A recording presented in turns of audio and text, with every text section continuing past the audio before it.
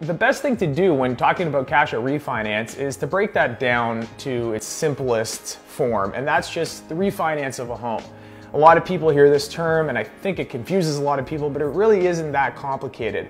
It's basically the replacement of an existing mortgage. That's right. It's not a redo. It's not anything more complicated. It's the replacement of your existing mortgage with a new mortgage. And why would somebody do this? Well, if you are just refinancing your home and you're not a real estate investor, you're not planning on investing, oftentimes what happens is people have a mortgage at potentially a high interest rate compared to today's rates. So for example, you might have a mortgage that is at 7.5%, and today you could get it at 4.5%. And that might be the reason you go to the bank to refinance, because you're achieving that lower rate. That's not really what we're talking about today. We're talking about specifically a cash out refinance. And what that is we're trying to take equity that has built up in a property and we're gonna use it. And what we're gonna use it for is really up to us. And that might be buying a new property, doing renovations to an existing property, might be some other strategy in regard to investment. But ultimately, the goal is pulling money out of an existing property. How about an example? All right, we got our friend Mike. Mike bought a $500,000 duplex. Okay, today Mike's property is now worth $600,000. Now when Mike purchased the property, he bought it at $500,000, he put 20% down, or $100,000.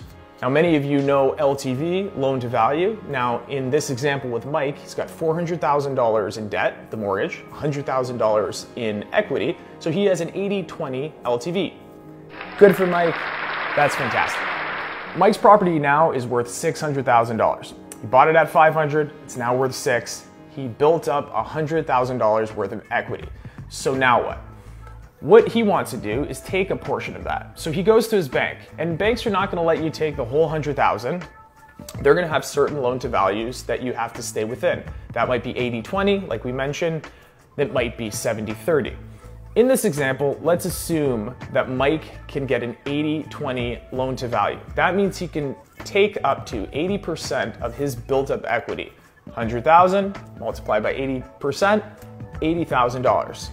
So what he does is he goes down to the bank.